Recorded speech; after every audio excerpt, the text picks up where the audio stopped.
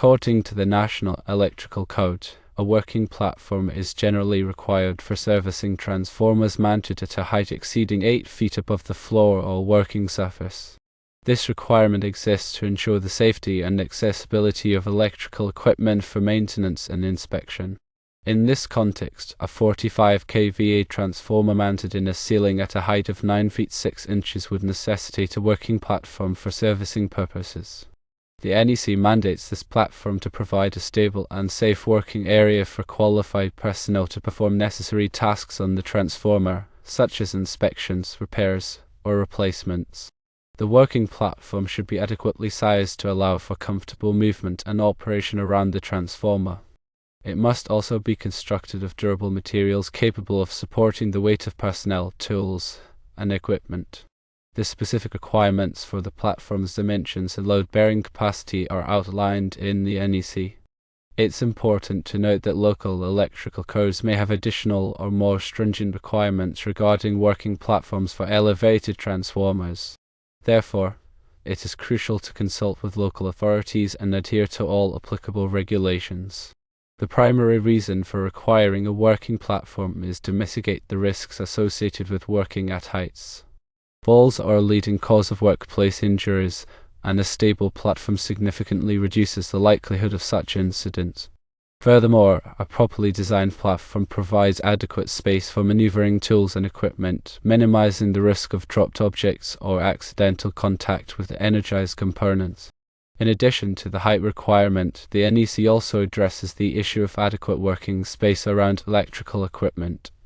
Sufficient clearance must be maintained around the transformer to allow for safe and efficient operation. This clearance zone should be free of obstructions and provide enough room for personnel to perform their tasks without being hindered.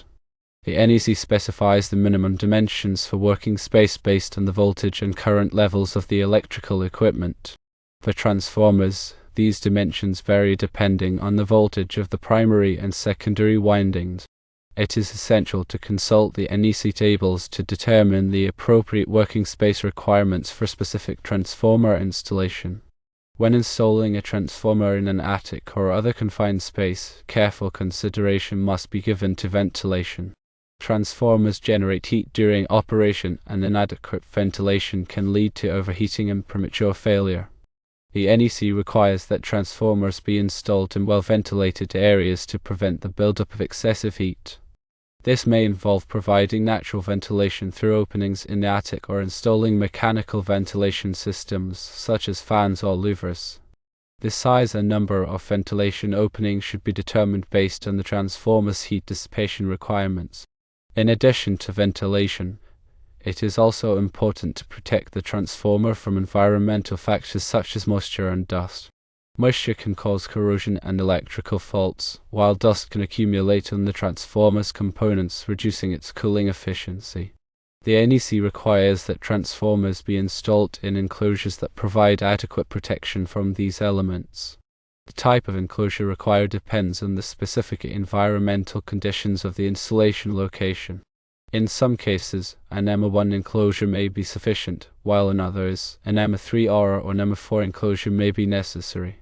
The selection of the appropriate enclosure is critical to ensuring the long-term reliability of the transformer. The secondary fuse switch, which is required to be located within 10 feet of the transformer, also has specific installation requirements. The switch must be readily accessible for operation and maintenance. The NEC specifies the maximum height at which switches can be mounted to ensure accessibility. This height is typically 6 feet 7 inches above the floor or working surface. The switch must also be clearly labeled to indicate its function. The labeling should be durable and easy to read even in low light conditions. In addition to the NEC requirements, it is important to follow the manufacturer's instructions for installing and servicing the transformer. The manufacturer's instructions provide specific guidance on topics such as mounting, wiring, and ventilation.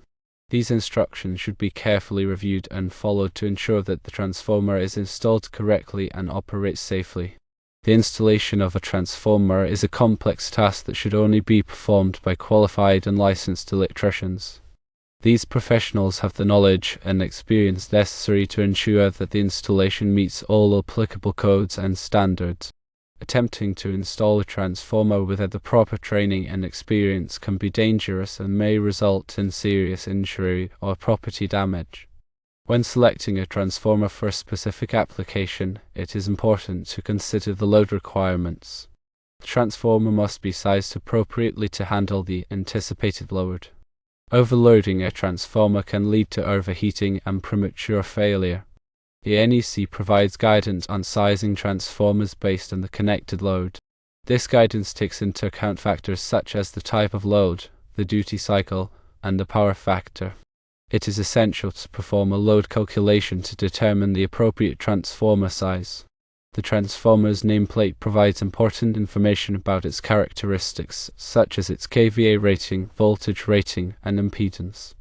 This information is essential for selecting the correct overcurrent protection devices and for coordinating the transformer with the rest of the electrical system. The nameplate should be carefully reviewed before installing the transformer. Overcurrent protection is essential for protecting the transformer from damage due to overloads and short circuits. The NEC requires that transformers be protected by overcurrent devices, such as fuses or circuit breakers. The size of the overcurrent devices should be selected based on the transformer's kVA rating and voltage rating.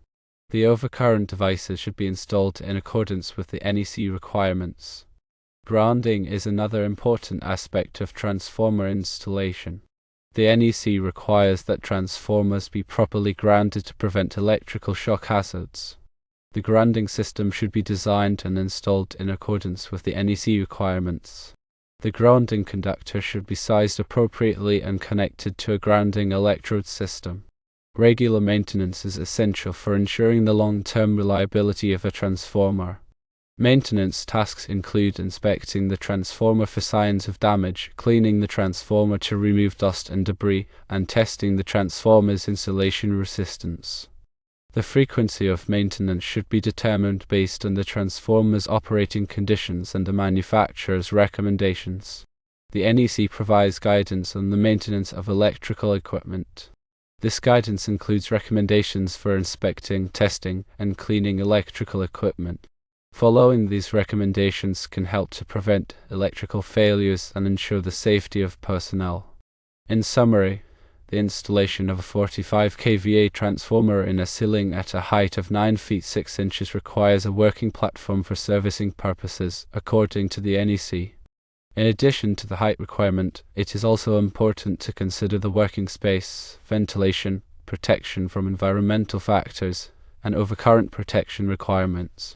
The installation should be performed by qualified and licensed electricians who are familiar with the NEC and the manufacturer's instructions. Regular maintenance is essential for ensuring the long-term reliability of the transformer. Firstly, ensure adequate working space around the transformer, following NEC guidelines based on voltage levels. Secondly, verify proper ventilation to prevent overheating, considering natural or mechanical ventilation options. Thirdly, select the correct NEM enclosure to protect the transformer from moisture and dust. Fourthly, mount the secondary fuse switch within 10 feet of the transformer, adhering to accessibility height limits. Fifthly, meticulously follow the manufacturer's instructions for installation and service. Sixthly, engage qualified and licensed electricians for the transformer installation. Seventhly, calculate load requirements accurately to size the transformer appropriately, avoiding overloading.